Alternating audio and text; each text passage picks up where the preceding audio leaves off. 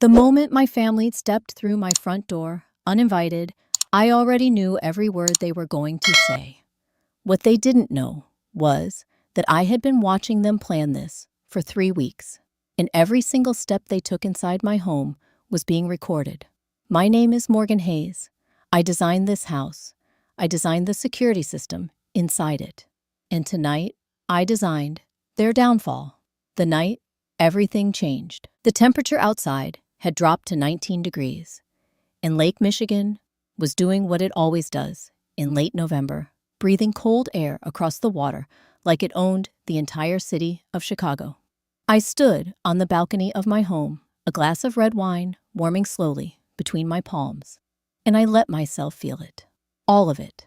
The bite of the wind, the distant shimmer of the city lights reflecting off the dark surface of the lake, the low hum of laughter and music drifting out through the glass doors behind me. For the first time in a very long time, I was not working. I was not solving anyone's problem or meeting anyone's deadline. I was just standing there, breathing in a home that I had built with my own hands. Not built the way people say it casually. I mean, I drew every line of this house myself. I chose the angle of every window to maximize the natural light in winter. I specified the exact grade of the limestone on the exterior facade. I designed the heating system to run silently beneath the floors so that in the dead of a Chicago winter, you could walk barefoot from the bedroom to the kitchen and never feel the cold. Every detail of this house existed because I put it there on purpose, after years of imagining what it would feel like to finally have a place that was entirely mine. My name is Morgan Hayes. I am 36 years old. I am the co-founder and lead architect of an urban design firm that has reshaped more than a dozen city blocks across the Midwest. 3 years ago, my firm won the contract to redesign the digital mapping infrastructure for Cook County, a project that put my name in rooms I had once only read about in industry magazines. Last month, I signed the papers on this house. $4.2 million, paid in full. No mortgage, no cosigner. No one's name on the deed, but mine. I grew up being told I was too stubborn, too focused, too much.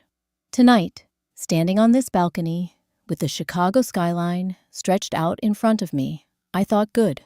Good that I was too much. Because too much built to this. Behind me, through the tall glass doors, I could see the warm glow of the gathering inside. My closest colleague and best friend, Elena Reyes, a sharp, brilliant attorney who had been in my corner since our early days of sharing a tiny office downtown, was laughing at something one of our architect friends had said. She had her heels off already, which meant the night was going well. A small group of people I genuinely loved filled the open living space, their voices layered and easy, the kind of sound that makes a house feel like it has always been lived in. This was my housewarming, my celebration, a quiet, intentional evening with people who had actually shown up during the years when showing up required something. I took a slow sip of wine and turned back toward the lake. That was when I saw them, 4 figures, standing just beyond the iron gate at the edge of my driveway. The motion sensor light above the gate had clicked on, and in that pale, yellow glow, I could make out the shapes clearly enough. A woman in a long coat with her arms crossed, a broad-shouldered man standing slightly behind her, a younger woman fidgeting with the strap of her handbag, and a man beside her, hands in his pockets, rocking slightly on his heels. I had not seen these 4 people in 8 years. My mother, Patricia, was the one with her arms crossed. She had always stood that way when she was about to demand something. Arms folded, jaw set, the posture of a woman who had decided in advance that she was owed whatever she had come to collect. The broad-shouldered man behind her was Ronald, her husband of 12 years, my stepfather, a retired police officer who had never quite figured out how to stop being one. The younger woman was my half-sister Dana, 28 years old, and perpetually attached to whatever opportunity was closest. And the man beside her was her boyfriend, a real estate investor named Curtis, who smiled like he was always mid-negotiation. I stood on the balcony and looked at them for a long moment. My wine glass was still in my hand. My breathing was even. My heartbeat had not changed. 8 years is a long time. Long enough to grieve people who are still alive. Long enough to stop flinching when something reminds you of them. Long enough to build an entirely different life in the space they left behind when they walked out of yours. I had done all of that. I had done it quietly and completely, the way I do most things. I set my wine glass down on the balcony railing. I smoothed the front of my blazer, and then I walked back through the glass doors, through the warmth of my own home, past Elena, who raised an eyebrow at my expression and received nothing but a calm look in return, through the front hallway and to the front door. I opened it before they had a chance to ring the bell. The cold air rushed in immediately. Patricia stood at the top of the steps with her chin lifted and that familiar look on her face, the one that had always been designed to make me feel like I was already behind in a conversation I had not agreed to have. Ronald stood one step below her, solid and quiet. Dana clutched her handbag. Curtis surveyed the exterior of my house with the kind of slow, deliberate attention that had nothing to do with admiration. I leaned against the doorframe and looked at all four of them without saying anything for a moment. The porch light caught the stone facade of the house behind me, the custom oak door, the brushed brass hardware I had sourced from a craftsman in Vermont. I had not designed this entrance to be impressive. I had designed it to be exactly what I wanted. But standing here now, I understood that to them, it looked like something else entirely. It looked like something they wanted. I let the silence sit for exactly as long as I chose to. Then I stepped back from the doorframe and opened the door a little wider. "Well," I said, my voice completely level. "Look who finally showed up." Patricia's eyes moved past me into the warmth of the house behind me, the soft lighting, the sound of conversation, the glimpse of the open kitchen, and the view of the lake through the far windows. Something shifted in her expression. Not surprise, not guilt, calculation. None of them said a word as they stepped across the threshold. I closed the door behind them, and the warmth of the house sealed around us all like a held breath. The woman who built it all, there is a specific kind of stillness that settles over you when the people who once defined your entire world walk back into it after nearly a decade. Not panic, not grief, something quieter than both. I watched them move through my front hallway. Patricia's eyes, cataloging every surface. Ronald's shoulders filling the space the way they always had. Dana whispering something to Curtis. And for just a moment, I was not 36 years old, standing in a $4 million home I had designed myself. I was 28, standing in the rain on the front porch of my mother's house in Evanston, with 2 suitcases and nowhere to go. It had been a Thursday. I remember that detail clearly because I had a project presentation the following Monday, and I spent the entire cab ride to a budget motel near the highway, trying to figure out how I was going to finish it with no desk, no printer, and $40 in my checking account. The argument that ended everything had not even been dramatic. That was the part that stayed with me the longest. There had been no screaming, no slamming doors. Patricia had simply told me in the measured tone she reserved for decisions she had already made that if I was not willing to put my career on hold and move back home to help manage the household, then I was no longer welcome to treat her house like a safety net. I had looked at her for a long moment. Then I picked up my bags and left. Ronald had been standing in the kitchen doorway the entire time. He did not say a single word. I spent the first 3 months after that sleeping on an air mattress in the corner of a studio apartment I shared with 2 other people working 12-hour days at an architecture firm that paid me just enough to keep the lights on. I took every drafting project I could find, on the side floor plans for small businesses, renovation layouts for homeowners, anything that kept money coming in and my skills sharp. I ate a lot of peanut butter sandwiches. I learned to be comfortable with silence, because silence was cheaper than distraction. By the time I was 30, I had saved enough to register my own firm with a business partner I trusted completely, a structural engineer named David Park, who believed in the work the same way I did, without needing to be convinced. We started with small commercial projects, a community center renovation on the south side, a mixed-use development proposal for a neighborhood in Wicker Park. Each project was smaller than what I wanted and larger than what most people expected from us. We did not cut corners. We did not overbid to impress clients and underdeliver to protect margins. We did the work exactly as promised every single time. And slowly, the kind of reputation that cannot be manufactured began to build itself around us. By 33, we had a staff of 11 and a project portfolio that had been featured in 2 national architecture publications. By 34, we were shortlisted for the Cook County Digital Infrastructure Contract, a redesign of the county's entire geographic mapping system, the backbone that city planners, developers, and emergency services relied on to function. It was the largest municipal contract our firm had ever pursued. The selection process took 8 months. When the call came through that we had won it, I was sitting at my desk, eating a sandwich, and I cried for about 45 seconds before I picked up the phone to call David. That contract changed everything. It put our firm in conversations we had not previously been invited to. It also meant that when I quietly began designing a private residence on a lakefront lot I had purchased in Lincoln Park, I was doing so with the full backing of a firm that had just proven itself capable of rebuilding the cartographic foundation of one of the largest counties in the country.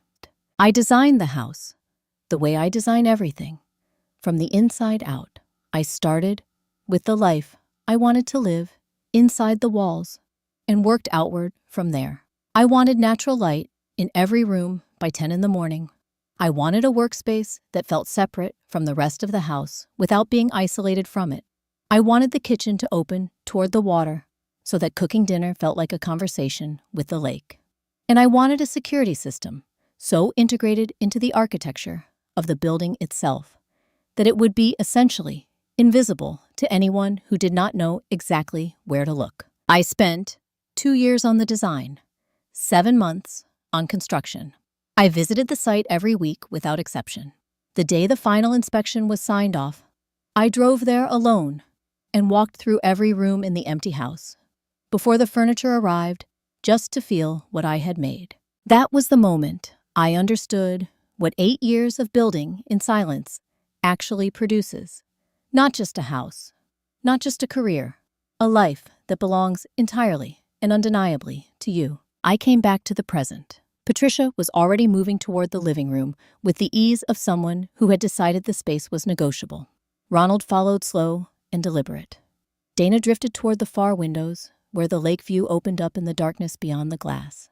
And Curtis, Dana's boyfriend, whose background in real estate investment I had quietly looked into the week before this evening, stepped into the center of the room and turned in a slow half circle, the way a man does when he is calculating square footage. But it was my half-brother Derek who caught my attention most. Derek was 32, Patricia's son from her first marriage, a man who had spent the better part of a decade moving between failed ventures with the confidence of someone who had never once been held accountable for the wreckage he left behind. He walked into my living room with his hands loose at his sides and his chin slightly raised, his eyes moving across the custom millwork, the limestone fireplace, the floor-to-ceiling windows, as though he were conducting an appraisal rather than accepting someone's hospitality. He ran one hand along the back of my sofa as he passed it. I watched him from this hallway and said nothing. Derek walked into my living room like he owned it.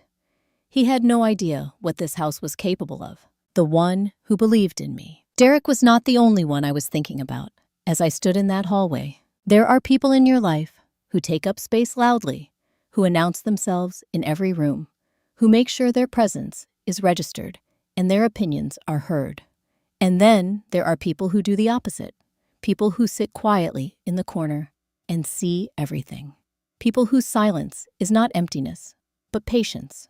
My grandfather, William Hayes, was the second kind. He was my father's father, which meant that after my parents separated when I was 9 years old, he existed somewhat outside the official family structure that Patricia had built and maintained with such careful precision. He was not invited to holidays. He was not consulted on decisions. He was, in Patricia's estimation, a peripheral figure, a gentle old man who liked woodworking and strong coffee and had very little useful influence over anything that mattered to her. She had always underestimated him. Most people did. Grandpa William was 71 years old the last time I saw him alive, and he had the kind of face that made strangers want to tell him things. Deep-set eyes that moved slowly and missed nothing. Hands that were always slightly calloused from whatever he had been building in his garage workshop.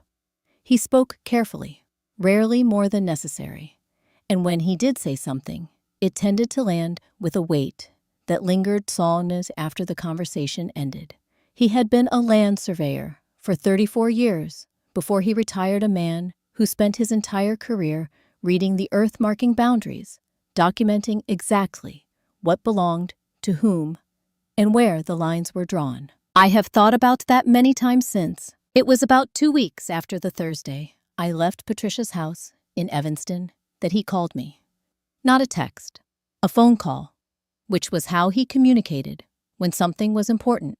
I was sitting in that budget motel room with my laptop open and a cold cup of coffee going stale on the nightstand.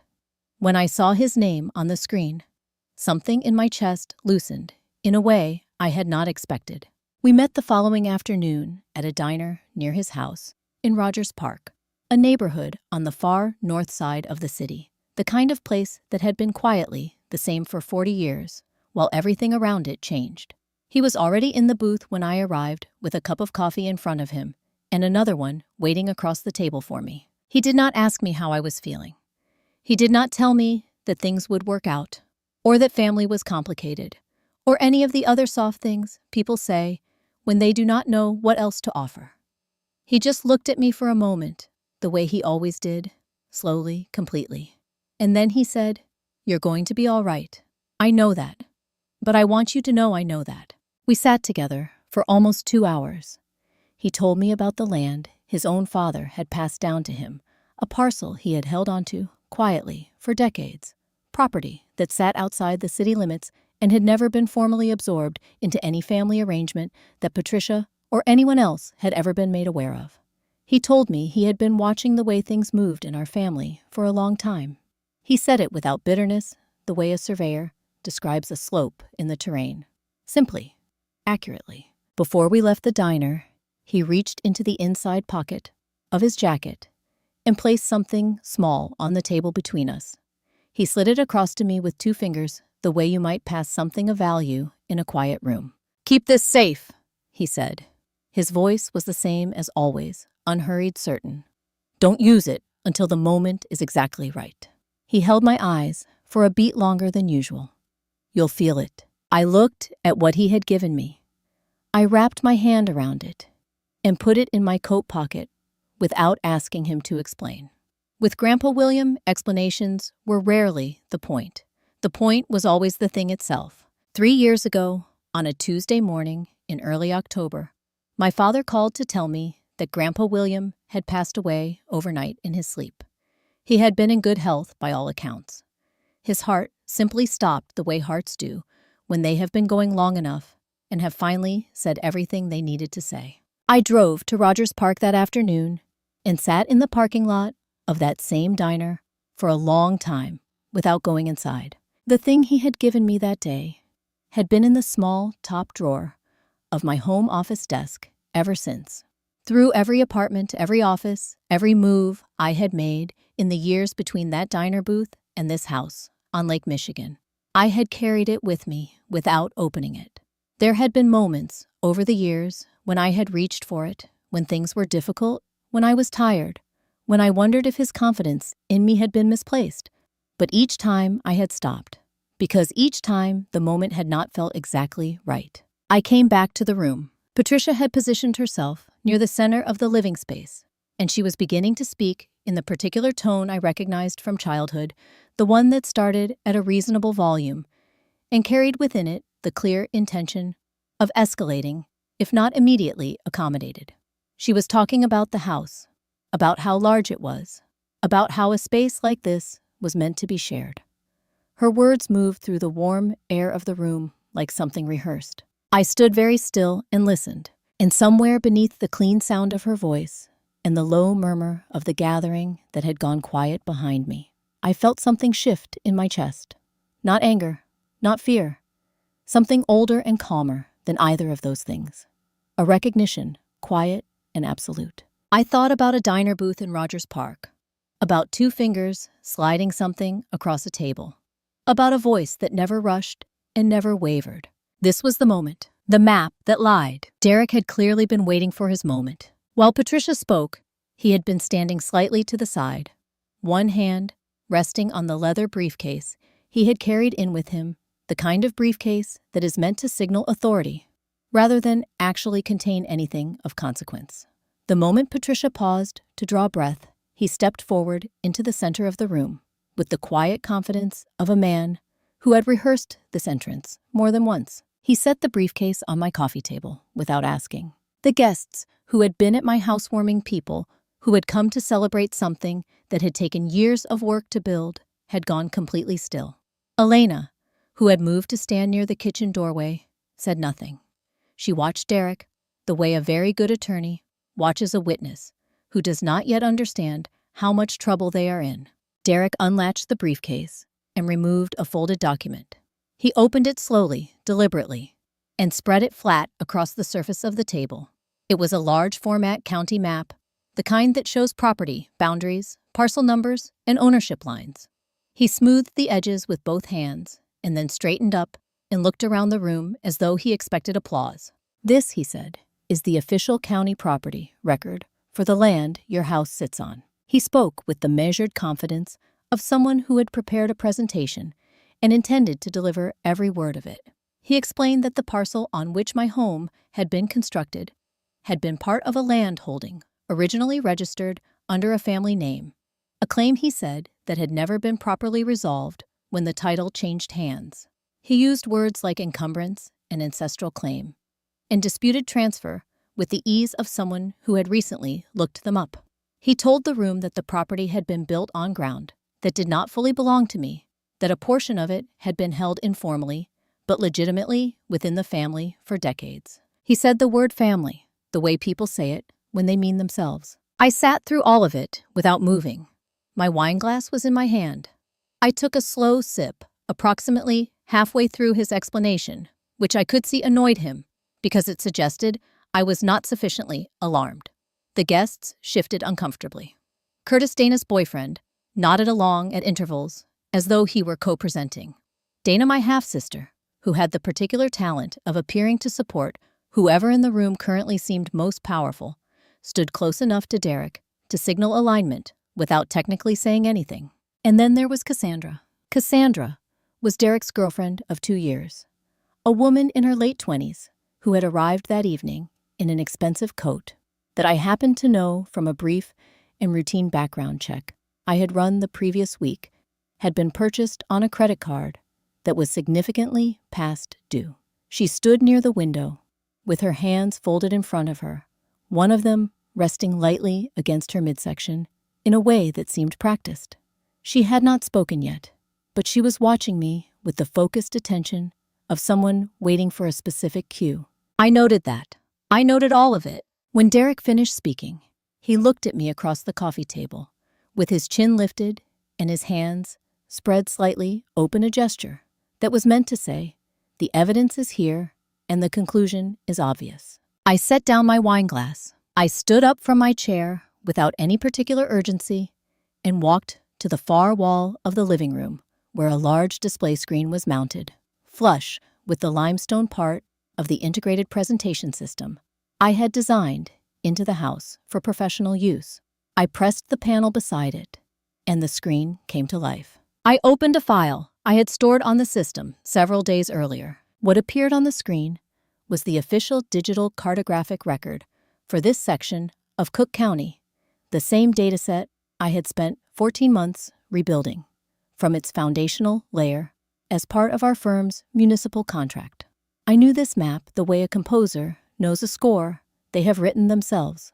I knew where every boundary line sat, what every parcel number referenced, and exactly how the ownership records had been structured going back 4 decades. I walked the room through it the way I would walk a junior colleague through a technical discrepancy, methodically, without editorializing, pointing to each coordinate reference on the screen and comparing it to the corresponding marking on Derek's document spread across the coffee table below. The first inconsistency was in the parcel boundary notation.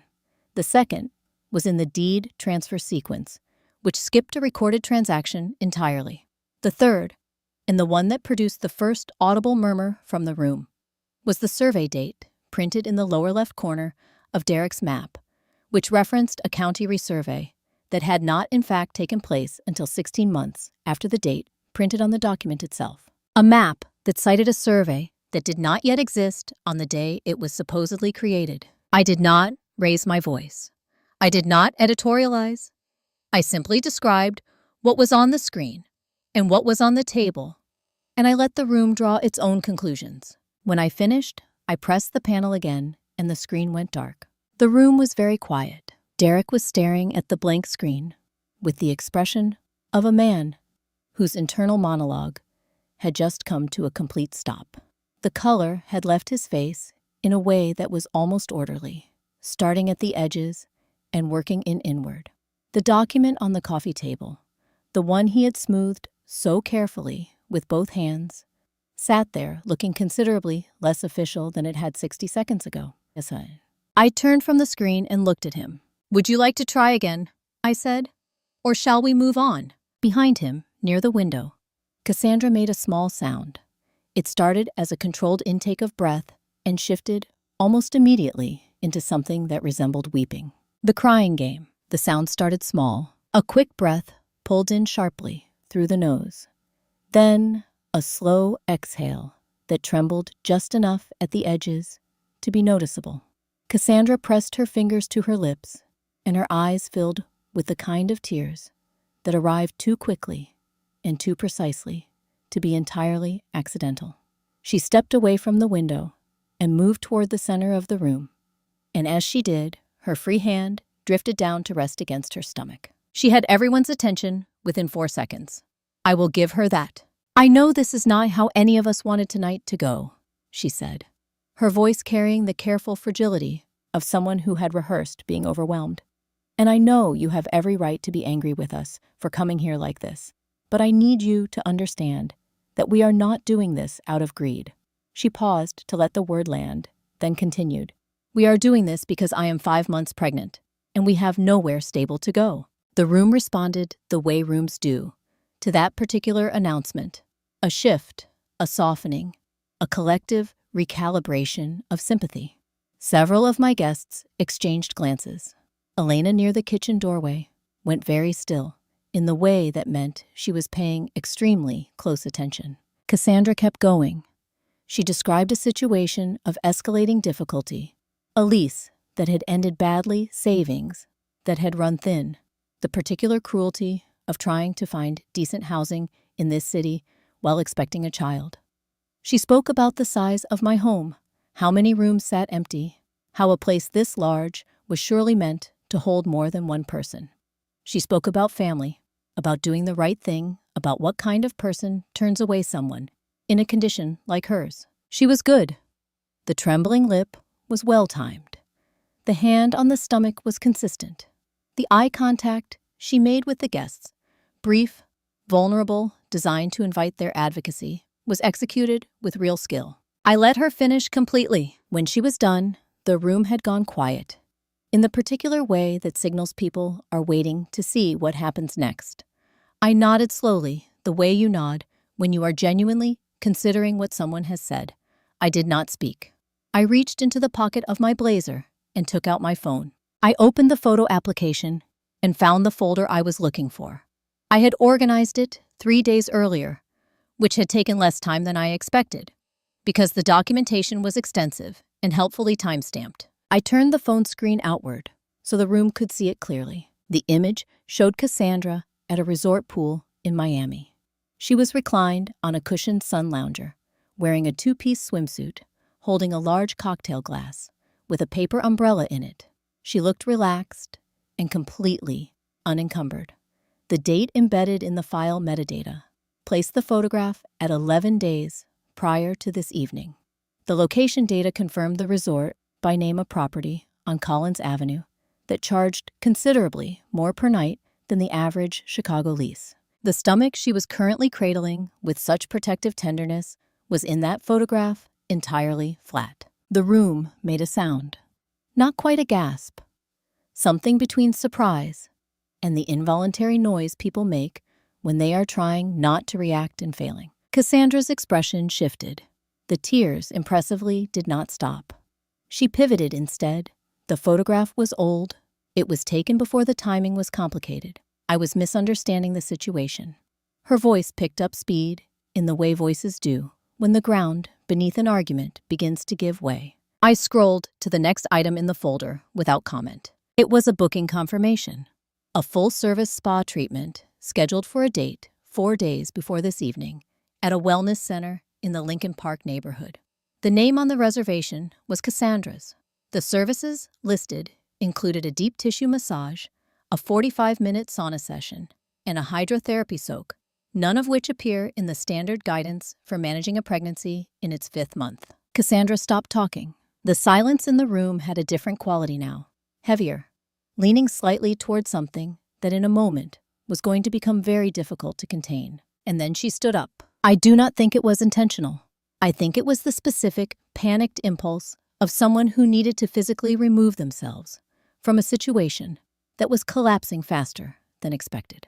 She pushed herself upright from the chair too quickly, with too much force, and the movement was sharper than whatever she had planned for. The padding shifted. It was a foam form, contoured, and held in place beneath her dress by an elastic band. The elastic, under the sudden pressure of her movement, gave way. The form slipped sideways, then downward, and cleared the hem of her dress entirely, before landing on the floor of my living room, with a sound that in the absolute silence of the room was considerably more audible than it had any right to be. It sat there on the pale hardwood between her feet. Nobody said anything for 3 full seconds. Then someone behind me, I believe it was one of the architects from my office, a man with very little tolerance for pretension, started laughing. It was the involuntary kind, the kind that begins as a single sound and immediately becomes impossible to stop. Within moments, several more people followed, not unkindly, but completely helplessly. The way laughter arrives when the tension in a room has been held too long and finally finds its exit. Cassandra stared at the floor. Derek looked at the ceiling. Curtis appeared to be reconsidering his life choices in real time. Patricia stood up. The laughter had not yet finished moving through the room when she rose from her seat with the deliberate composure of someone who had decided that the current scene was no longer useful to her purposes. Her voice, when it came, was controlled and entirely different in register from anything she had said before that evening, lower, harder stripped of the performance that had preceded it. Enough of this, she said. The room quieted by degrees. We need to talk about your grandfather's will. The envelope. 2 words landed in the room and changed everything about it. The laughter that had been moving through the air a moment before stopped. The way laughter always stops when something heavier arrives. Not cut off exactly, but absorbed, redirected.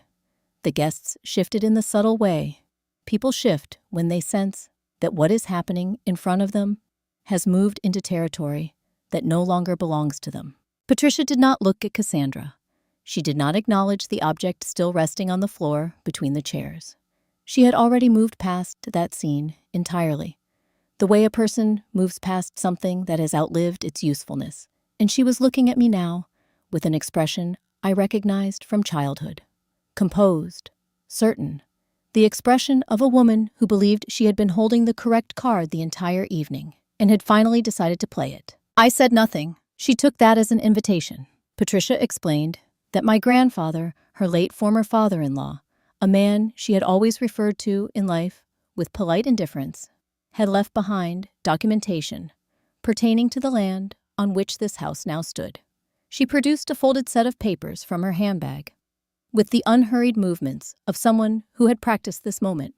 She said the documents had been discovered during a review of family records following his passing, and that they outlined a specific provision regarding the disposition of the property, a provision that named the broader family as beneficiaries of any development on that parcel. She placed the papers on the coffee table beside Derek's discredited map and smoothed them flat with one hand. She spoke with the authority of someone who had fully convinced themselves of the story they were telling.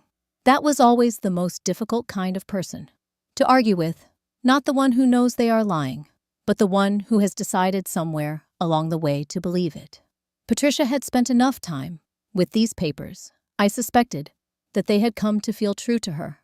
She had handled them and studied them and built her certainty around them, until the certainty itself felt like evidence. I did not look at the documents on the table. I looked at her for a long moment. Then I stood up. I did not say anything. I did not reach for the papers.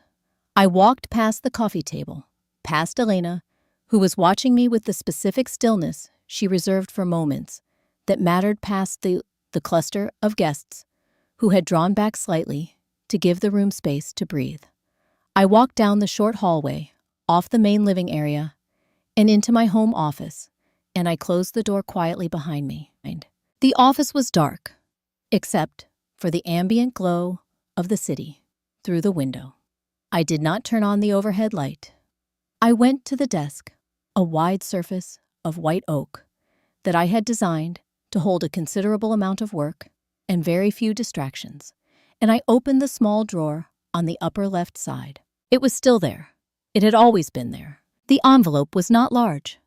It was standard, letter-sized, made from a heavier paper stock that had yellowed slightly at the edges over the years. The front was blank. The back was sealed with dark red wax, not a formal seal, just a small, careful press of the thumb, the way a man does when he wants to make sure something stays closed until the right person opens it. The wax had hardened long ago and held its shape perfectly. I had looked at this envelope many times in the years since the afternoon in that Rogers Park diner. I had carried it through 4 apartments and 2 offices. I had moved it carefully, each time always placing it in the same drawer, always in the same position. I had never once broken the seal. I picked it up now. The paper was cool against my fingers. Lighter than I expected, the way it always felt when I lifted it, as though whatever was inside weighed less than the significance I had always assigned to it. I stood in the dark of my office for a moment, with the envelope in both hands, and I thought about a man who had spent 34 years reading the earth for a living. A man who measured things carefully and drew his lines precisely, and always knew exactly where the boundaries were. Then I turned and walked back out into the light. The room registered my return before I had fully crossed the threshold. The quiet that had settled in my absence deepened by another degree when they saw what I was carrying. Patricia's eyes went to the envelope immediately. Something moved across her face, not recognition exactly, but the particular unease of someone who has just encountered a variable they did not include in their calculation. I walked to the coffee table and set the envelope down beside her documents. The contrast was immediate and visible. Her papers were clean and recently printed, their edges sharp, and their typeface consistent and modern. The envelope beside them was old. The paper had the particular warmth of something that had been handled carefully over a long period of time. The red wax seal caught the light from the overhead fixture and held it. I stepped back. My hands were not entirely steady. I was aware of that, and I did not attempt to conceal it. In 8 years of building everything I had from the ground up, I had trained myself to hold still, under pressure, to keep my voice level, and my posture neutral, and my expression unreadable. That discipline had served me well, but standing here, holding something that belonged to a man I had loved and lost, in a room full of people who had never once deserved his consideration, I felt the steadiness slip by a fraction. I let it. Patricia stood up from her seat and moved toward the table, with her hand extended, as though she intended to reach for the envelope herself. I looked at her. "He gave this to me," I said. My voice was quiet and without any particular edge. It did not need one. "Not you. Me." She stopped. The room held itself completely still. Nobody moved. Nobody spoke. The only sound was the low register of wind off the lake, pressing against the glass of the far windows. I reached down and slid one finger beneath the edge of the wax seal. Dear Morgan, the paper inside was a single sheet folded twice. I unfolded it carefully, the way you handle something that cannot be replaced. The handwriting began at the top of the page with 2 words, and those 2 words alone were enough to make the room feel different, smaller, quieter, as though the walls had leaned in to listen. Dear Morgan, his penmanship had always been precise, the product of a generation that learned cursive as a serious discipline. But age had introduced a slight tremor into the strokes.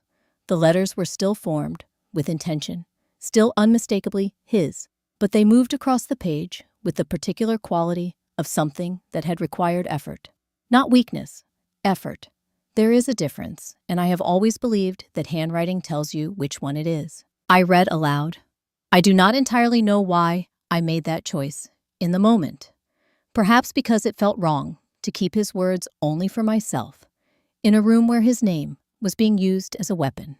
Perhaps because I wanted them to hear, in his own language, exactly who the man was that they had so casually invoked. He wrote that he had been watching for a long time. He wrote it simply, without accusation, the way a man writes when he has already done his grieving over a thing and arrived at the far side of it. He said that he had observed over many years the particular way the family operated, the way certain people were protected and certain people were not, the way effort was taken for granted when it came from the wrong direction and celebrated when it came from the right one. He said he had told himself for longer than he was proud of that it was not his place to intervene, that families found their own equilibrium, that things had a way of working themselves out. He wrote that he had been wrong about that. He described the specific afternoon he changed his mind. He did not name a date, but the details made it clear, an afternoon when he had driven past his former daughter-in-law's house in Evanston and seen 2 suitcases sitting on the front porch in the rain. He had slowed the car. He had seen me sitting on the porch steps beside them, waiting for a cab with my collar turned up against the weather and my face completely still. He wrote that he had kept driving. He wrote, "That is the moment I will carry with me for whatever time I have left. Not because I could not have stopped, because I chose not to. I told myself you were strong enough to manage it without me," which was true. But the truth of it does not make the choice a good one. I kept my voice steady through that paragraph. I do not know how. He went on to describe what he had done in the years that followed. He had retained an estate attorney, a man he had used for 30 years, someone entirely outside any circle connected to our family, and had drawn up a separate, testamentary document addressing the land parcel specifically. The parcel had been his alone, purchased before his marriage, registered solely in his name, and never absorbed into any shared family arrangement. It was his to give as he saw fit. He gave it to me. He wrote that he had also arranged for a notarized letter to accompany the official document, a letter explaining his reasoning in plain language in his own words, so that no court and no person could claim ambiguity about his intentions. He had kept copies with his attorney and left 1 copy sealed in the envelope he gave me at the diner against the possibility that I would need it someday in exactly the way I needed it now. He wrote that he was sorry it had taken him this long to be useful to me in a concrete way. He wrote that he hoped I had built something worth protecting because he had always believed I would. And then came the final paragraph. I saw it approaching from 2 sentences away and felt something shift in my chest that I had no reliable way to contain. I kept reading because stopping would have been worse. I watched you leave that house with 2 suitcases and said nothing because I was a coward. I have thought about that Thursday more times than I can count. This letter is my apology and my promise that I fixed it. I stopped. The room was absolutely silent. I stood at the edge of my coffee table with the letter in both hands, and I did not attempt to manage what was happening to my face. 1 tear moved down my left cheek, and I let it go without raising my hand to stop it. There are moments when composure is a form of respect, and moments when it is simply a habit that gets in the way of something true. This was the second kind. I stood there for what felt like a long time, and was probably closer to 10 seconds. Then I folded the letter once, along its original crease and held it against my side. I looked at Patricia. She was standing very still, with her hands clasped in front of her, and an expression on her face that I had never seen there before. Not grief, not anger, but something closer to the specific discomfort of a person who has just heard in someone else's words an accurate account of their own behavior. "He knew, Mom," I said. My voice was entirely level. "He always knew, and he fixed it before any of you could." No one responded. Derek, who had been standing near the window with his arms crossed since the letter began, lowered himself slowly into the nearest chair. Not a deliberate movement, the kind that happens when the muscles that have been holding a person upright simply decide they are done. He sat there looking at the floor with the expression of someone whose internal architecture had just been quietly condemned. From the back of the room, I heard the sound of someone shifting their weight, a chair scraping slightly against the hardwood, the particular sound of a large man rising to his full height. Ronald was standing up, the contractor who never existed. Ronald had risen to his feet, but it was Derek who moved first. There is a specific kind of person who responds to losing by immediately reaching for the next argument, not because they believe it will work, but because stopping feels more dangerous than continuing. Derek was that kind of person. He had been that way since childhood, from what I understood of him, and whatever had just happened in this room had not changed that fundamental quality. It had only made it more visible. He pushed himself up from the chair and crossed to his briefcase, which was still open on the edge of the coffee table. He reached past the discredited map, which was still lying there, its fabricated survey date now apparent to everyone in the room, and retrieved a second document from a manila folder tucked against the inner lining. He straightened up and held it out toward the room. "This is separate from the land question," he said. His voice had lost the polished confidence it carried when the evening began. What remained was something harder and less rehearsed, the tone of a man who has decided that if the sophisticated approach is not working, the blunt one might. "This is a construction contract, a legal record of the original building agreement for this property, and it names our family company as the primary contractor of record." He set the document on the table. It was a multi-page contract, printed on paper, that had been artificially aged. I could see from where I stood that the edges had been treated to give them the appearance of years rather than weeks. The formatting was professional enough at first glance, the kind of document that might slow down someone who was not accustomed to reading construction agreements in detail.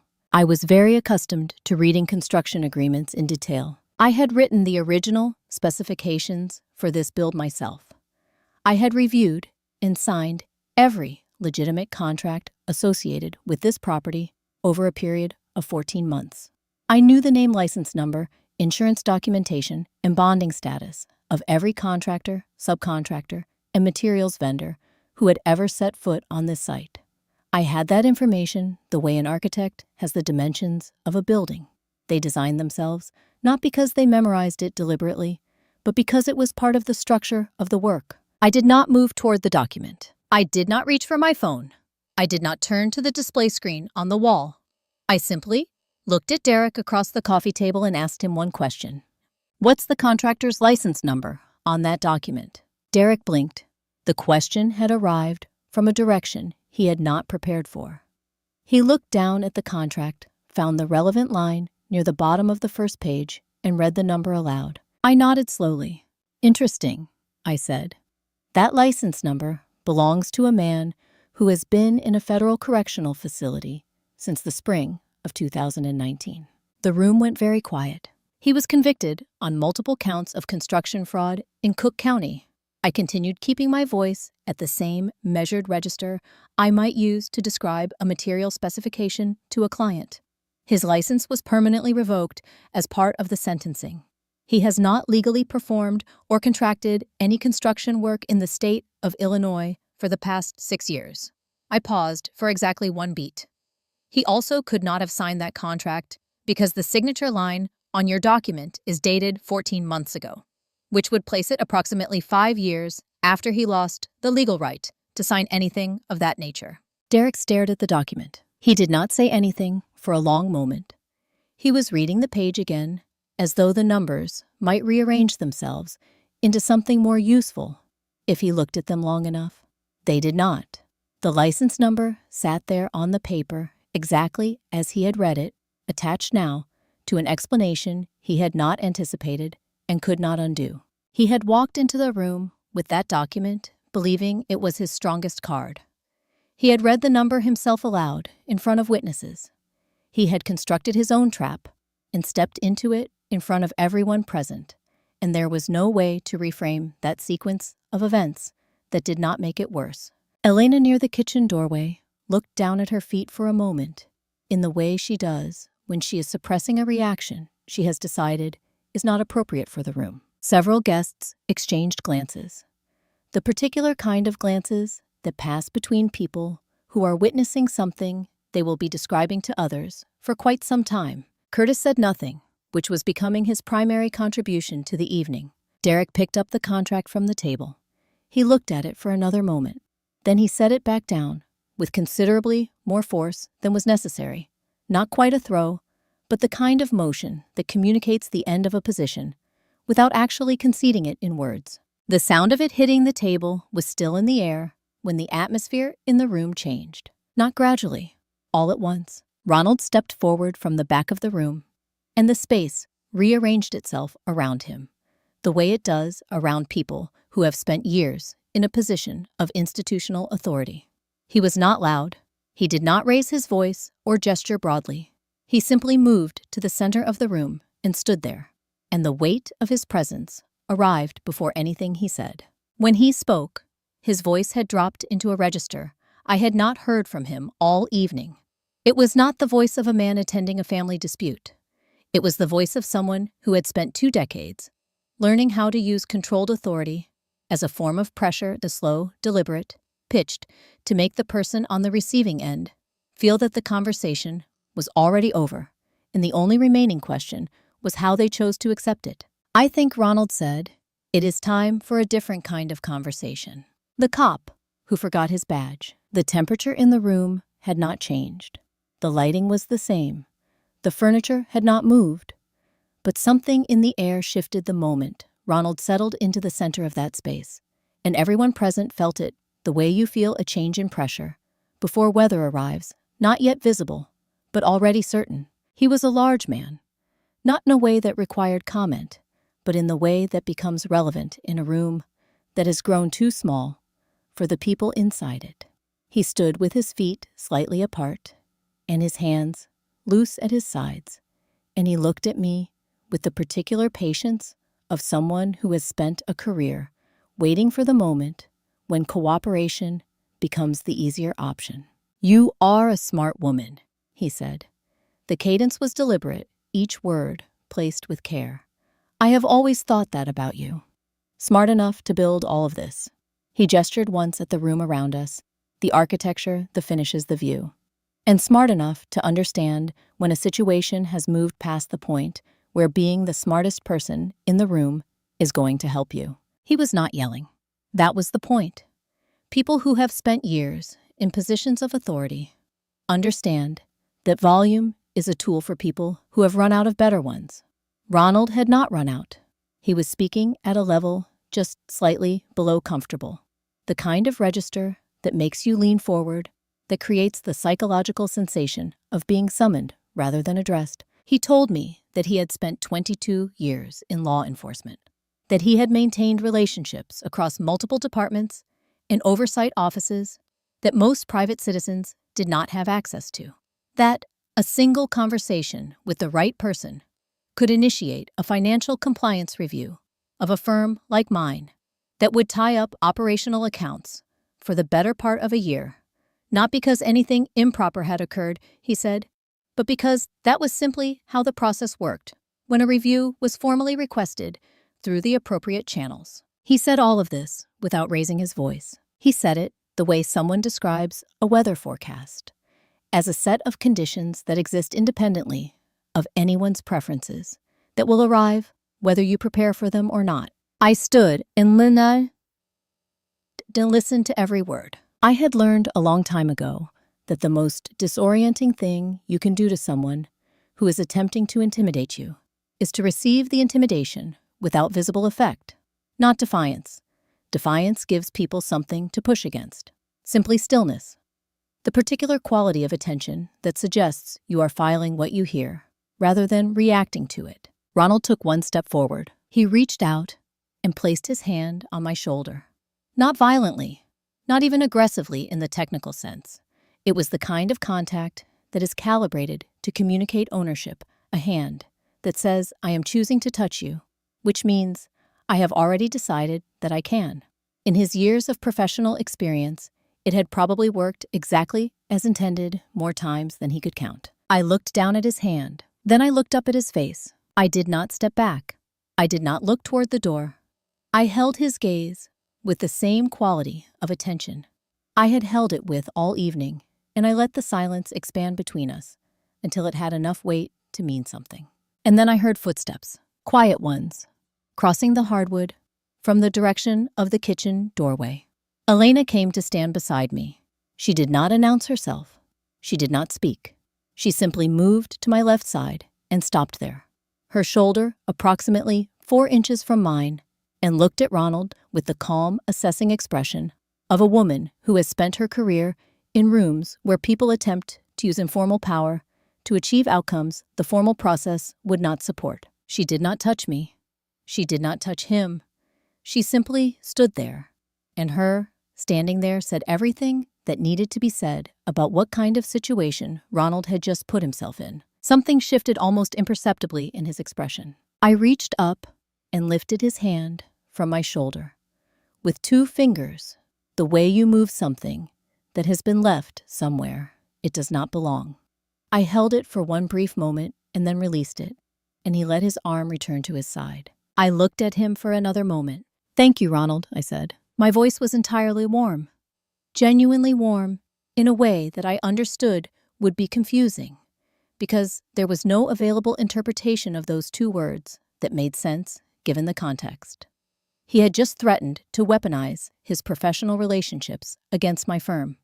He had placed his hand on me without invitation, and I was thanking him. He opened his mouth, closed it. His eyes moved across my face, looking for the piece of the exchange he had missed, the angle, the implication, the thing I meant that he had not understood. He did not find it because I gave him nothing to find. Patricia was watching from her chair, with her hands folded tightly in her lap. Derek had not moved from his seat since the letter. Cassandra was looking at the floor. Curtis, for the first time all evening, appeared to be paying genuine attention. I held Ronald's gaze for one more moment. Then, I turned and walked across the living room toward the far wall. The smart home panel was set into the limestone beside the display screen, a brushed metal rectangle flush with the surface, designed to be unobtrusive. I had specified its placement myself during the design phase, which meant I knew precisely what it controlled and exactly what it was capable of. I pressed my palm flat against the panel, and the system woke beneath my hand. I began to navigate through the interface with the unhurried movements of someone who knows exactly where they are going and has no particular reason to rush. The room watched me in complete silence. No one spoke.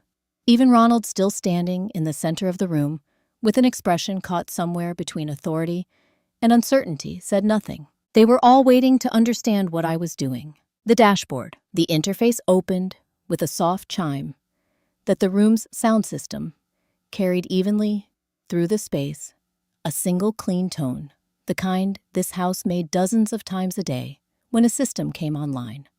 Nobody had any reason to find it significant until the main display screen illuminated. What appeared was not a presentation. It was a dashboard, a grid-based interface divided into 4 quadrants, live audio in the upper left, its waveform moving in real time with the ambient sound of the room. A file transfer log in the upper right, with recipient addresses and green confirmation indicators beside each one. And across the lower half, a timeline running from the beginning of the evening to the present moment, marked at intervals with small flags. The timeline began at 7:43, approximately 4 minutes before my family had rung the gate buzzer outside. I turned from the screen and looked at the room. This system has been running since before you arrived. I said, my voice carrying the same level tone it had held all evening. Everything that happened in this room tonight, every conversation, every document placed on that table, every statement made, has been recorded in full. Patricia made a sound. Not words, just a sound. The record was transmitted in real time to 3 recipients. I gestured toward the confirmation log. The first is Elena, in her capacity as my personal attorney.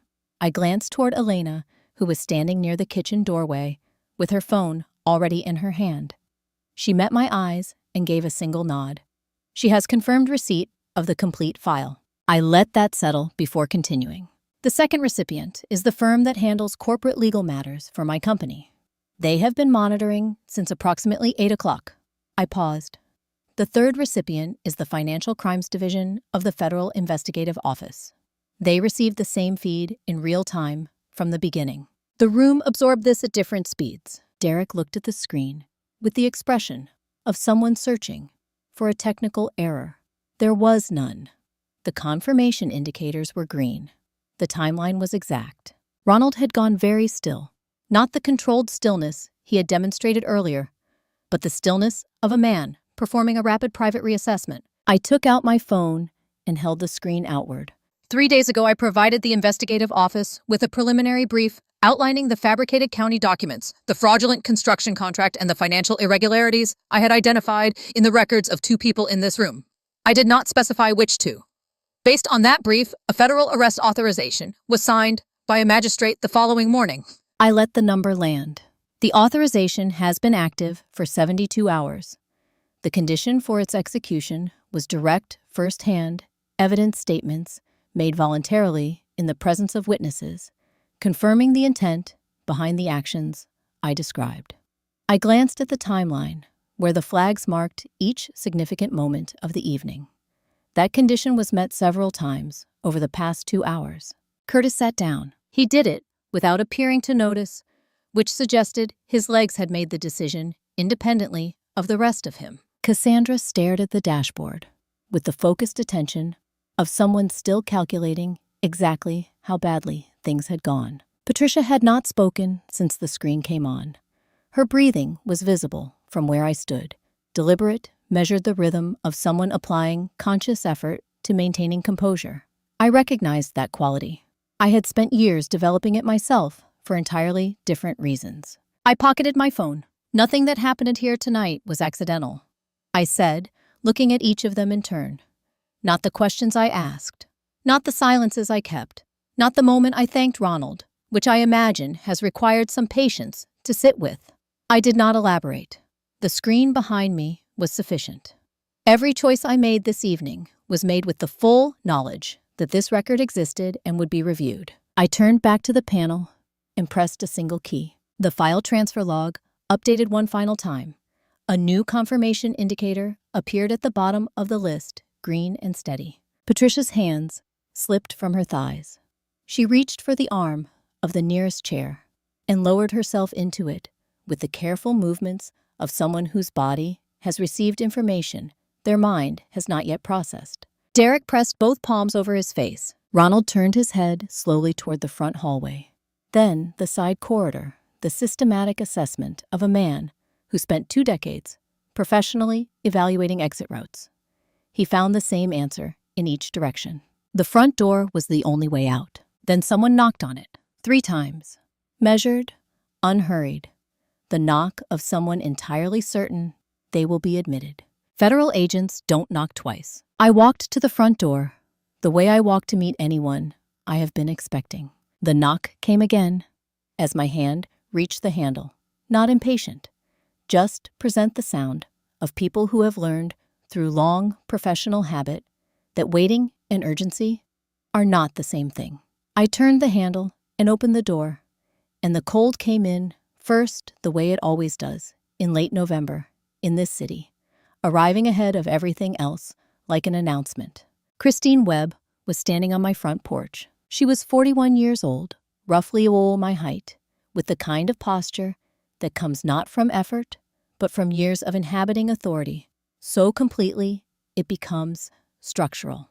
She was wearing a dark jacket with credentials visible at her hip, and behind her, arranged across my front steps, and the path leading to the gate, were 5 additional agents in tactical configuration, quiet positioned and entirely unhurried. Christine and I had met during our second year at the University of Illinois. She had been studying criminal justice. I had been studying architecture. We had ended up in the same section of an ethics seminar that neither of us had particularly wanted to take, and had spent the better part of a semester disagreeing productively about questions that did not have clean answers.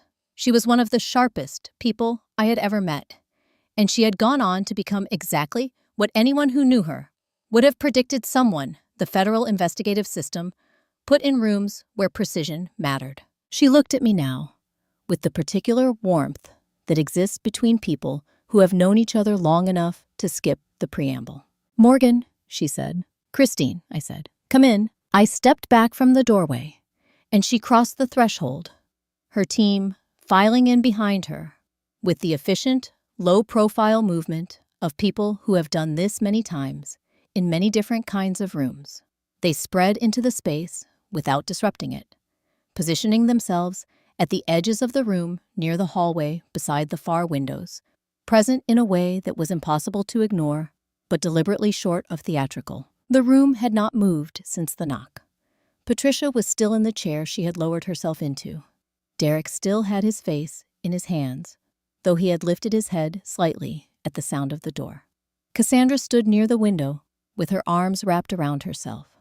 Curtis had remained seated with the expression of a man who had been hoping until this precise moment that the evening might still resolve in a direction that did not involve him. And Ronald was standing in the center of the room. He registered Christine Webb's entrance, the way a person registers something that does not immediately resolve into meaning, and then in the space of about 2 seconds, the meaning arrived. I watched it happen. I watched his eyes move from her credentials to her face, and I watched the recognition settle in with the particular quality of something that cannot be undone once it has occurred. Christine had joined the Federal Investigative Service 11 years ago, after 4 years in the Municipal Police Department of the same city where Ronald had spent his career. Their professional lives had overlapped for approximately 3 years, during which time Ronald had been a senior officer and Christine had been a junior one. I knew this from Christine. I knew other things about that period from Christine, as well things she had described to me over the years, with the measured, careful language of someone who has decided to metabolize an experience, rather than be defined by it. Ronald had not during that overlap distinguished himself by treating junior officers with particular regard. He had distinguished himself in other ways. Christine looked at him now, with an expression that was professionally neutral in every technical sense, and communicated something else entirely in every human one. She did not address him. She turned to face the room and removed a document from the inside pocket of her jacket. "I am a special agent with the Federal Investigative Service," she said, her voice carrying cleanly through the room. "I have here a signed authorization covering 4 individuals currently present at this address relating to charges, including the preparation and transmission of fraudulent legal documents, the falsification of official county records, and conspiracy to commit property fraud." She looked up from the document. "I am going to ask everyone to remain where they are." Her team moved. It was not dramatic. It was simply thorough.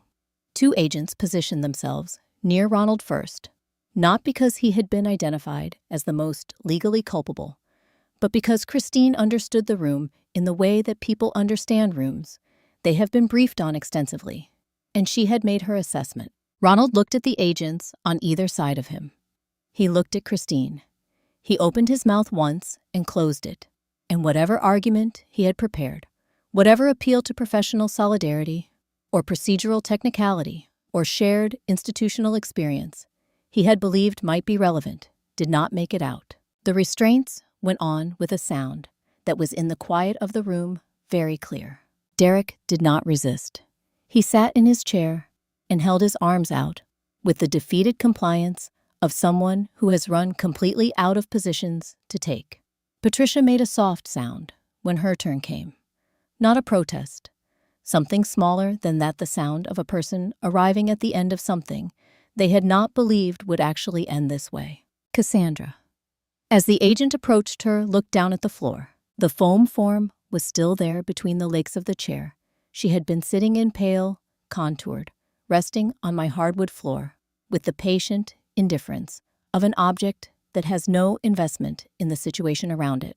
She looked at it for a moment, with an expression that was difficult to read, and then looked away, and the restraints closed around her wrists with the same sound they had made 3 times already. Click. I stood in the center of my living room and watched all of it. The agents moved toward the door, guiding each person in sequence.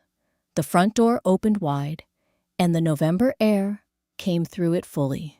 This time, not an announcement, but a presence, cold and clean, and indifferent to everything that had just occurred inside these walls. I did not move. I stood in my house, in the room I had designed, on the floor I had specified, beneath the lights I had placed at exactly the angles I had intended, and I watched them go. The last words. They passed me one at a time. That was how it happened in the end. Not as a group, not as the unified front they had presented when they arrived, but individually, each person reduced to themselves by the particular weight of the moment. There is something quietly clarifying about that. You see people very clearly when the performance has concluded, and what remains is only what they actually are. Derek came first. He was moving ahead of the agent beside him, not being pulled, just walking with the mechanical quality of someone whose body has agreed to go somewhere that the rest of him has not yet accepted. As he passed me, he turned his head. I could see the beginning of something forming in his expression, the opening shape of a sentence, an argument, an appeal of some kind.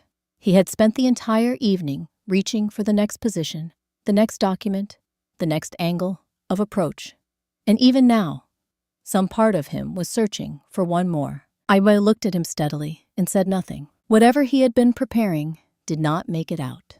He turned his head back to the front and kept walking, and I watched him go without moving a single muscle in my face. Patricia was next. She had been crying since her restraints went on, not loudly, but continuously, the kind of tears that are not entirely performance and not entirely grief, but something in between, the specific product of a person confronting the distance between the outcome they planned for and the one that arrived. As she came level with me, she said my name. Just that, my name, in the voice she had used when I was very young, before the distance between us had been built up layer by layer over so many years that neither of us could see clearly across it anymore. I am not made of stone. I want to be honest about that. There is a version of this moment that lives in a part of me that will always be the child who wanted a different kind of mother. And that version felt the sound of my name in her voice in a way that is difficult to describe accurately. It landed somewhere old and unresolved. I stood completely still and let it land, and I said nothing, not because I had nothing to feel, but because there are things that silence communicates more completely than any available words, and this was one of them. 8 years, a college fund redirected without conversation, 2 suitcases on a porch in the rain, a grandfather who had to apologize by letter because the people who should have protected me chose not to. All of that lived in my silence, more fully than any sentence I could have assembled, and I let it speak for itself. Patricia moved past me toward the door. Ronald came next, flanked closely on both sides. He did not look at me. He looked at the floor in front of his feet with the focused attention of a man who has decided that the geography of the immediate ground is the only territory available to him. As he passed Christine, who was standing near the door, managing the exit, with the quiet efficiency I had always associated with her, he kept his eyes down. Christine did not acknowledge him. She did not need to. The professional neutrality she had maintained since entering the room was its own complete statement, and it required no addition. He walked past her and out the door without lifting his head. Cassandra was last. She had stopped crying, somewhere between the restraints going on, and now, And what remained on her face was something I found more interesting than tears, a kind of stripped-down clarity, the expression of someone who has arrived at the far side of an elaborate construction and can now see plainly, and without any of the architecture of the plan around it, exactly what it was. She looked at me as she came level with where I was standing. The look lasted perhaps 3 seconds. There was nothing aggressive in it, no residual defiance, no appeal for understanding. It was simply the look of one person seeing another person clearly, possibly for the first time, under conditions that made pretense structurally impossible. I held her gaze for those 3 seconds without expression, and then she looked away and walked through the door, and that was the end of it. The door closed, not slammed, not pulled shut with drama. It simply closed the way well-made doors close, with a solid, quiet finality that reflects the quality of the thing itself. The latch caught. The sound moved through the room once and was gone. The house was silent. It was a different silence than it had been at the beginning of the evening, when the gathering was warm and easy, and the quiet between conversations was the comfortable kind. This silence had texture to it, weight, the particular quality of a space that has held something significant and is now returning slowly to itself. I became aware in stages of the things that were still present. The wine glass I had set on the side table before opening the door, still holding a half-inch of red that had long since reached room temperature. The coffee table with the discredited map still spread across it, beside the estate papers Patricia had placed there with such confident hands. The foam form on the floor near the window, which no one had thought to collect on the way out. I left all of it where it was. I walked to the far window, the one that faces the lake, the one I had positioned during design, to capture the maximum amount of water and sky in a single frame. Outside, it had begun to snow. Not heavily, the light kind, the sort that falls in Chicago. On clear, cold nights, when the temperature has dropped just far enough, small flakes moving through the dark at angles determined by a wind I could not hear through the glass. The surface of Lake Michigan was invisible in the darkness, but I knew exactly where it was. I had looked at it from this window 1,000 times, during construction, during finishing, during the solitary walkthroughs I had taken before the furniture arrived. I knew the shape of the shoreline from this angle, the way I know the dimensions of anything I have spent serious time with. I stood at the glass and looked out at the snow and the dark water I knew was there, and I breathed. Not the managed, deliberate breathing of someone maintaining composure under observation. Just breathing. The ordinary, uncalculated kind that happens when a person is finally completely alone in a space that is entirely their own, and the thing they have been holding all evening has been set down. I pressed one hand flat against the cold glass. Outside, the snow kept falling. The fallout. 3 days later, I made coffee. That is not a remarkable statement. I make coffee every morning, the same way, in the same kitchen, with the same beans. I order from a small roaster on the north side of the city, who has been getting the grind exactly right for 4 years. But there is a version of ordinary that exists on the far side of something difficult, and that version has a quality to it that the routine kind does not. I filled my cup and carried it to the kitchen table and sat down in the chair that faces the window, and I opened the news on my tablet, and the morning was simply the morning. The story was not difficult to find. It had moved quickly through the information channels that carry this kind of thing, the ones that aggregate public court records and local investigative reporting, in the particular category of content that spreads, because it contains something people cannot quite believe is real. By the second morning after the arrest, it had been picked up by 3 regional outlets. By the third, it had reached national coverage through a legal affairs newsletter that specialized in unusual fraud cases. The angle that received the most attention was not the property fraud or the falsified county documents. It was Cassandra, someone I do not know who, and I did not ask, had captured footage of the moment the foam padding separated from her dress and landed on the floor of my living room. The footage was brief, and the lighting was the warm, ambient kind I had designed into the space for entirely different purposes. But it was clear enough. It had been posted to one of the larger video sharing platforms within 48 hours of the evening in question, and by the time I sat down with my coffee on that third morning, it had been viewed by a number of people that required 7 digits to express. The comments from what I briefly read before deciding I had seen enough were not kind. They were also, in the main, accurate. Cassandra lost her position at the marketing firm, where she had worked for 3 years, within the week following the arrest. The termination letter, which her attorney later referenced in a filing I was copied on, cited conduct unbecoming of a representative of the company's values, a phrase that covered a considerable amount of ground. Several people she had described publicly as close friends posted statements distancing themselves from her and from the events of that evening. The organic dissolution of a social life, built substantially on performance, is, I have found, quite rapid once the performance becomes publicly available for review. Derek's situation moved through different channels, but arrived at a similar destination. The business license he held, the one that had allowed him to operate a series of ventures over the past decade with varying degrees of legitimacy, was suspended, pending the outcome of the federal fraud investigation. His operating accounts were frozen as part of the asset review that followed the arrest.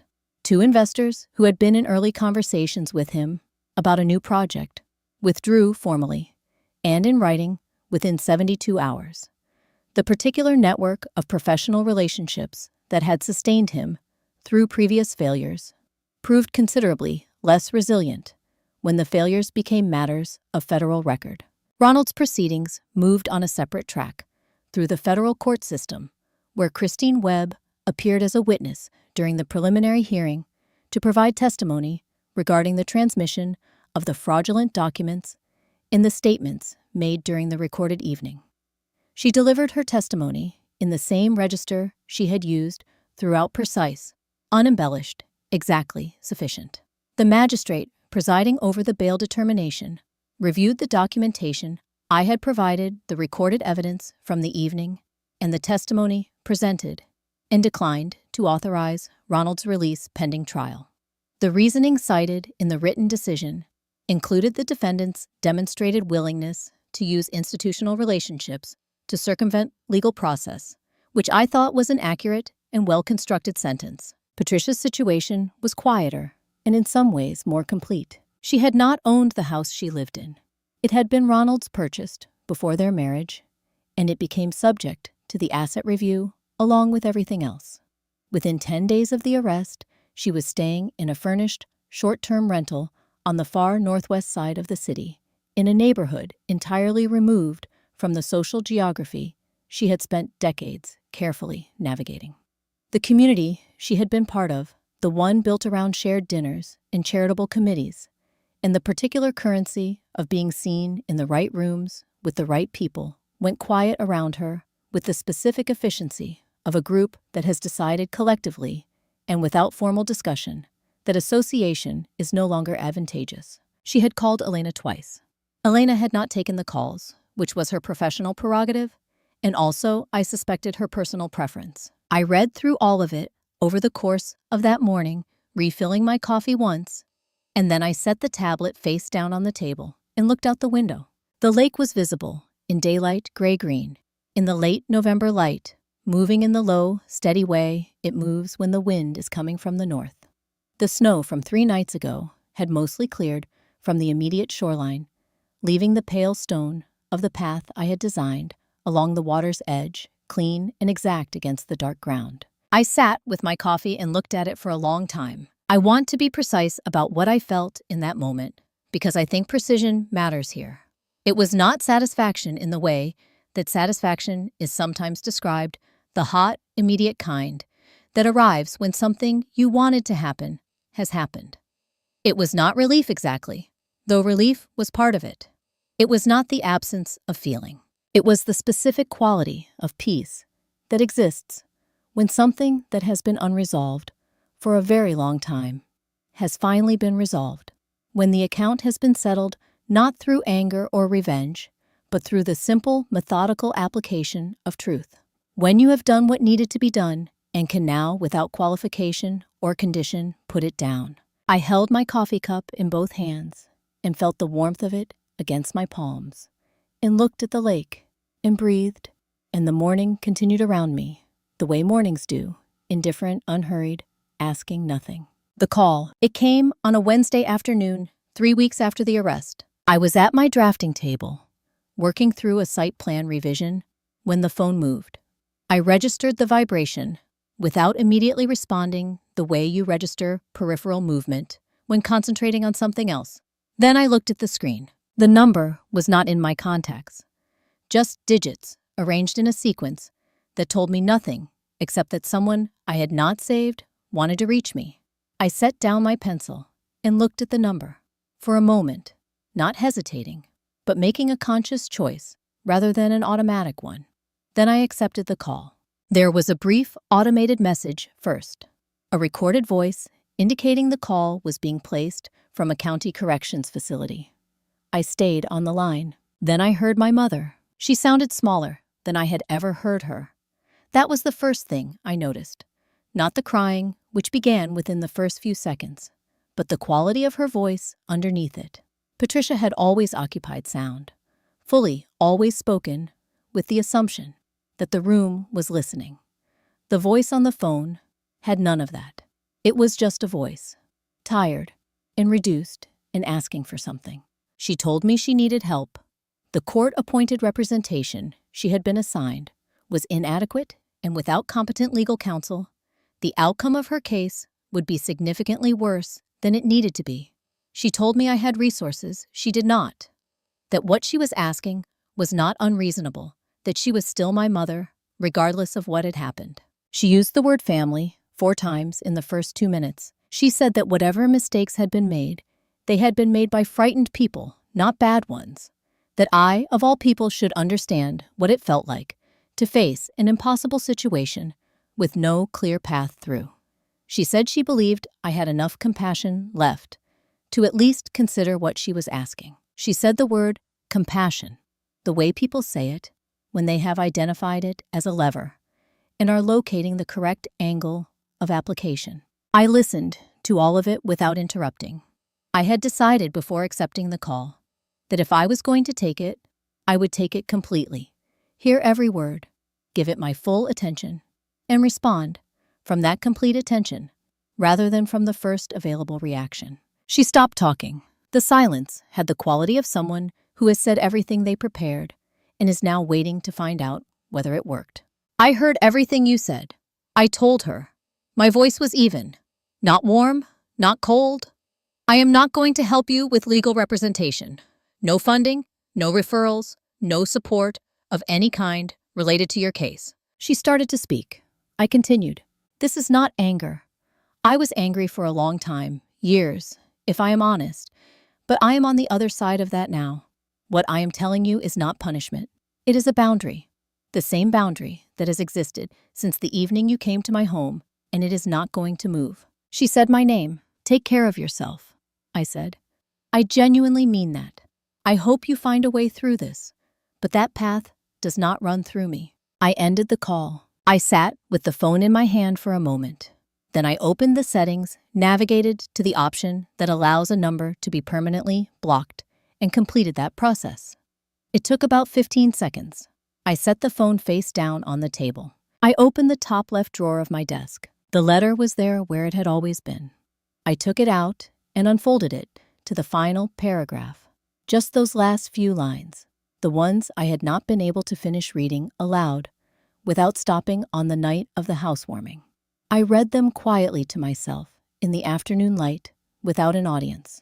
When I finished, I folded the letter back along its creases and returned it to the drawer. But this time, I left the drawer open by an inch. Not forgotten, not hidden, simply present, available if I ever wanted to return to it, which I suspected I would from time to time for the rest of my life. I stood and walked through the office, down the hallway, through the main living space, and out to the balcony. The air that met me was not the air of 3 weeks ago. The cold was still there. This was Chicago, and cold does not surrender all at once, but something in it had shifted. The particular bite of deep winter had softened the kind of change invisible in temperature readings, but completely legible to a body that has been outside every day and learned to read the slow language of seasons. Along the stone path, below the balcony, in the narrow strip of soil, between the limestone and the lake-facing fence, something small and green had broken through the surface. I leaned against the railing and looked at it. Spring was beginning, the way it always begins in this city. Not announced, not certain, but present, quietly, stubbornly, without asking for permission. What Grandpa William left behind. Summer arrives in Chicago the way it always does, without transition, without the gradual warming that more temperate places enjoy. 1 week you are still reaching for a jacket in the morning, and then, without announcement, the temperature simply commits, the light shifts to the particular gold of full summer, and the city opens up in the way it only does for those 3 months when the lake is warm enough to swim, and the parks fill, without anyone having to decide to go there. 6 months had passed. My firm had signed the largest contract in its history. 2 months prior, a mixed-use development commission spanning 4 city blocks on the South Lakefront. The kind of project that requires a team and a timeline and the full organizational capacity of an office that has spent years preparing for exactly this scale without knowing when it would arrive. David and I had celebrated quietly, the way we celebrated most things, with good coffee and an honest conversation about what came next. The work was already underway. On a Thursday evening in late July, Elena and I had dinner at a restaurant in the West Loop that she had been recommending for approximately 8 months, and that I had not made time for until now. We sat at a corner table and ordered things from the menu that neither of us had tried before, which was Elena's rule for celebrations. You do not order what you already know you like, because the point of a celebration is to be in new territory. She asked me how I was. I told her I was good, and I meant it in the full sense, not the abbreviated sense people use when they do not want to explain. Somewhere between the first course and the second, I told her what I had decided to do with the land. She set down her fork and looked at me with the expression she uses when she is genuinely surprised, which is not an expression I see often.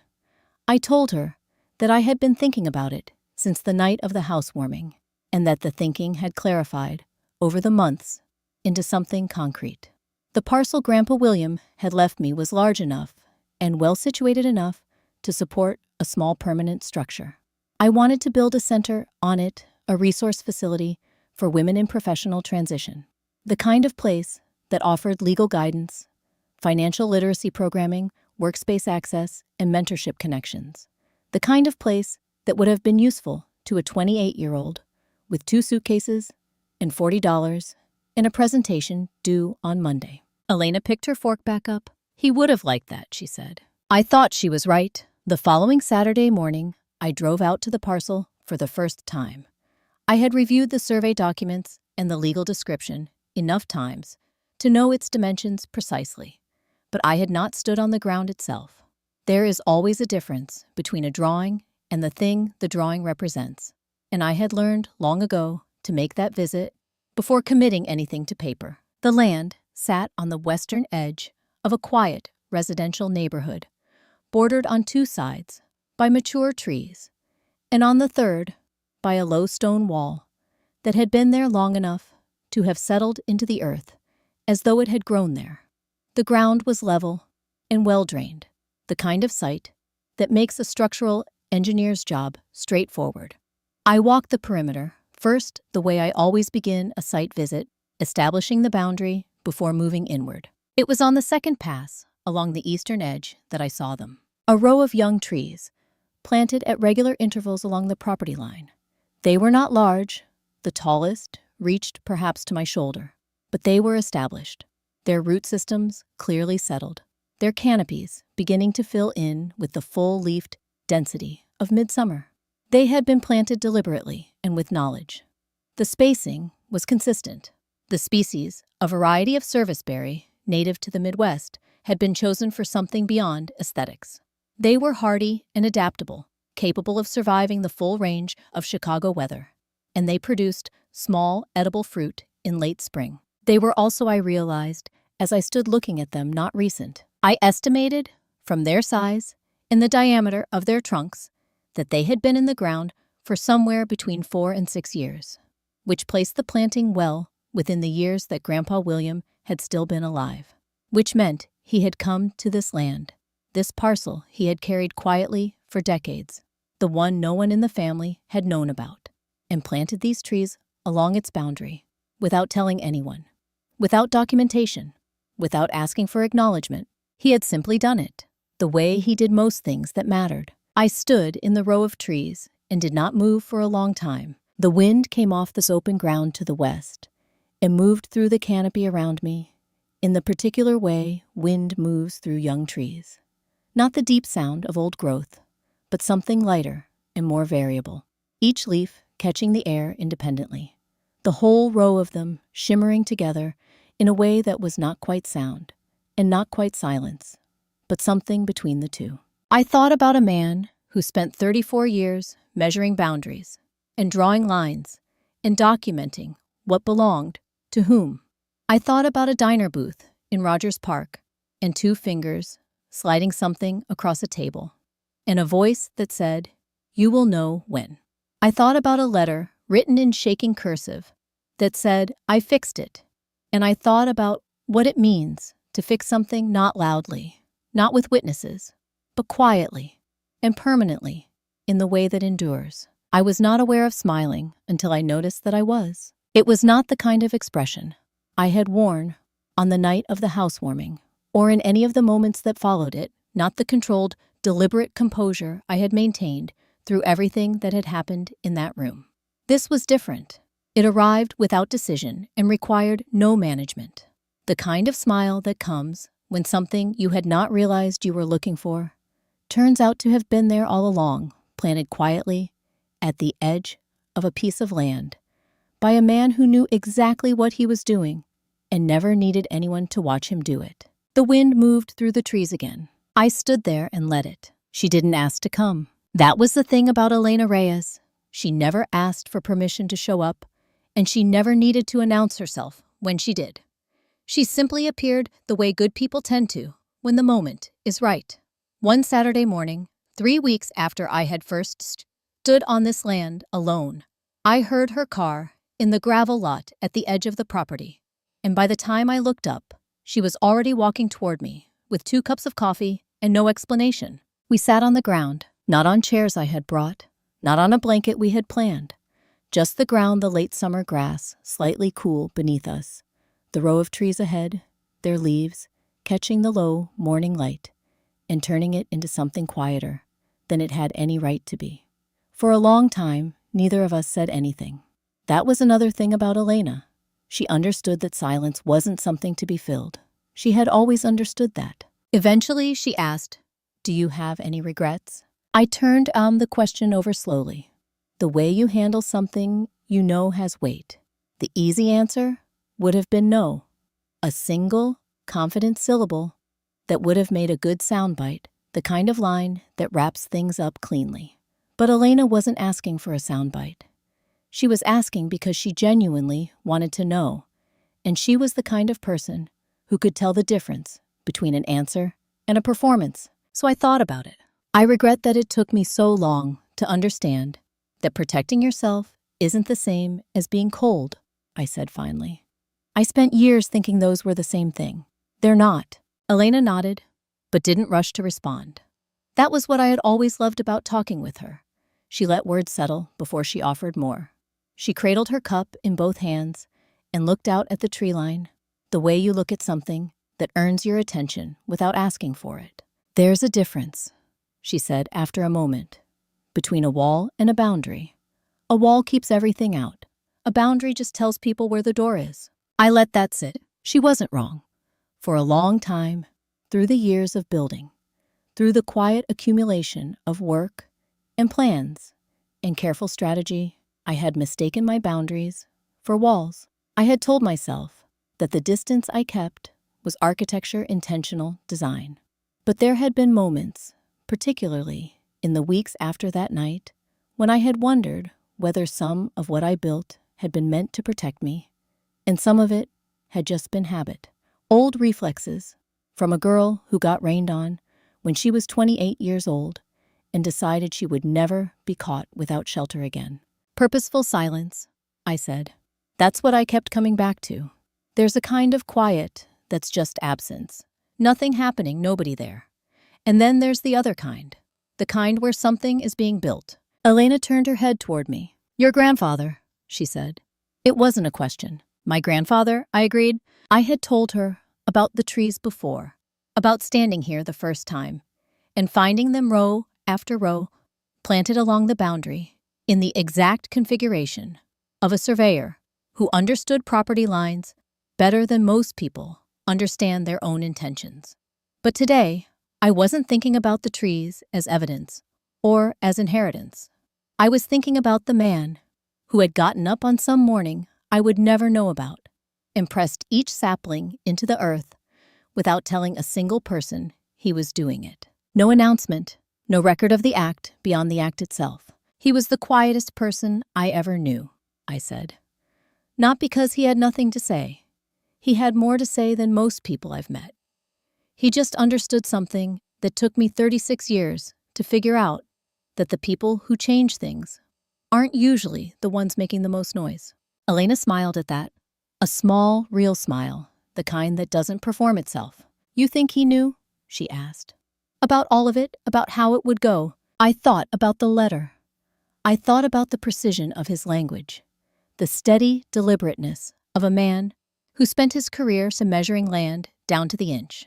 I thought about the fact that he had notarized a separate document in a year, when no one in the family was paying attention, when no one would have thought to watch him, and that he had handed me an envelope with a seal and told me I would know when to open it. He knew enough, I said.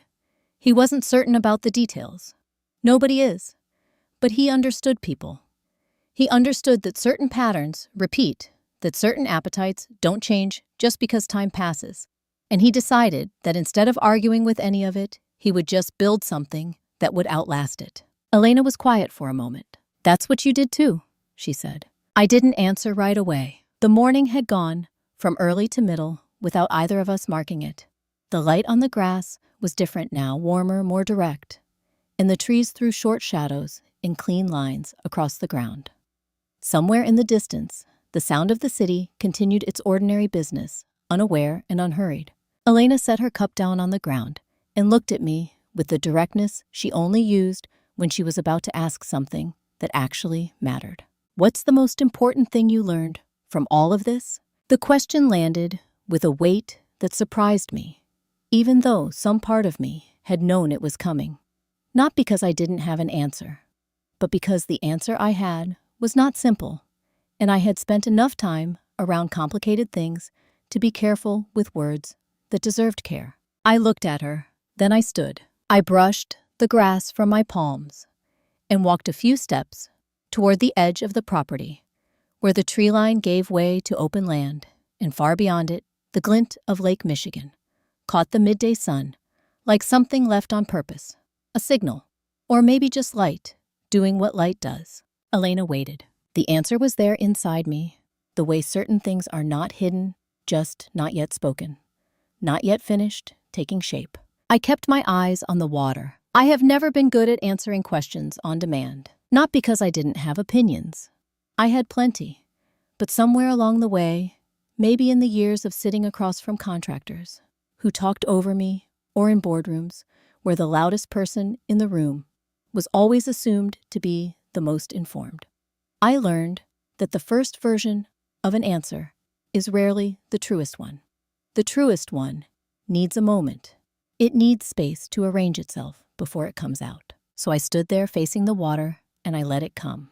The most important thing I learned, I said, finally, not turning around, is that silence is not the same thing as surrender. Behind me, I could hear Elena shift slightly on the ground. She didn't speak. She knew I wasn't finished. I spent a long time believing that if I wasn't defending myself, I was losing. That if someone came at me with something loud, a claim, a document, a raised voice, I had to meet it with something equally loud, or it would take root, like quiet was a concession, like staying calm meant you were okay with what was happening. I paused. The water was doing what it always did, moving regardless. Lake Michigan doesn't negotiate with the weather. It doesn't soften itself for the season. It simply continues, and over time, it shapes everything around it. I had always found something honest in that. What I know now, I continued, is that most people who come after what you've built are counting on your reaction. They've already planned for your anger. They've rehearsed for your fear. What they haven't prepared for is someone who already knows the ending and is just waiting quietly for the rest of the room to catch up. I turned around then. Elena was watching me with the expression she reserved for moments she intended to remember. Not emotional, exactly. More like attentive. The way a person looks when they want to make sure they carry something carefully. I walked back and sat down beside her. Not in the same spot, a few feet closer, to the nearest tree, close enough to feel the shift in light. It made the way it interrupted the afternoon just slightly, and made the air beneath it a degree or two more still. My grandfather never once told me what to do, I said. He didn't give me a plan. He gave me a principle. He said not in those exact words, but in the way he lived, that the most powerful thing a person can do is build something real without announcing it and let the truth of it speak when the time comes. I looked at the row of trees. He planted these before anyone knew this land would matter to me. Before there was a dispute, before there was a document, before there was a night in November with agents at the front door. He just planted them because he saw what was coming and decided that the right response was not a confrontation. It was preparation. Silent, patient, undeniable preparation. Elena said quietly. He sounds like someone who understood time. He did, I said. He understood that time is the one resource that works in your favor if you're building something real. If you're not, if you're running a scheme, if you're constructing something out of paper and pressure, time is your enemy.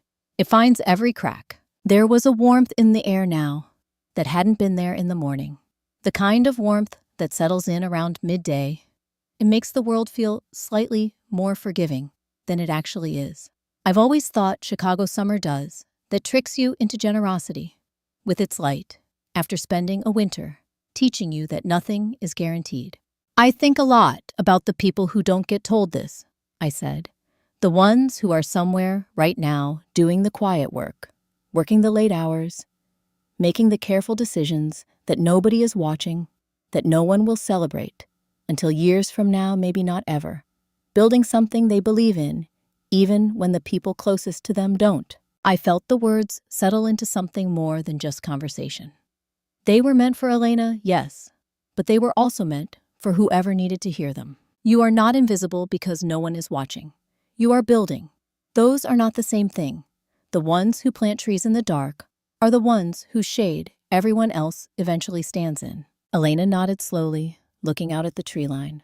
And the people who tried to take what you built, she asked, what do you want for them? I thought about it honestly. Nothing, I said. Not in the way you might expect. I don't carry it.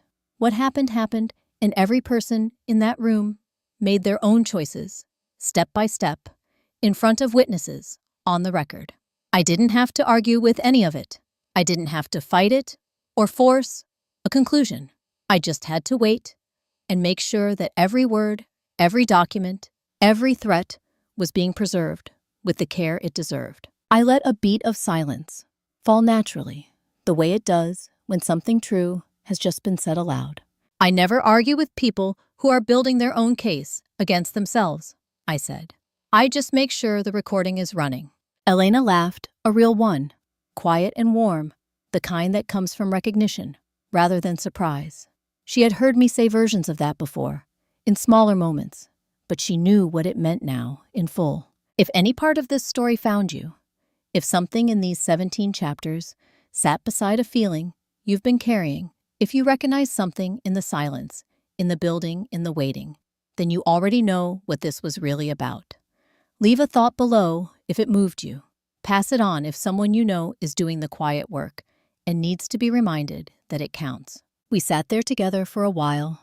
After that, Morgan and Elena, on the land that William Hayes had quietly secured for a granddaughter he believed in, beneath the trees he had planted, without a word to anyone. The lake caught the light, the wind moved through the leaves, and the silence between us this time felt nothing like absence. It felt exactly like enough.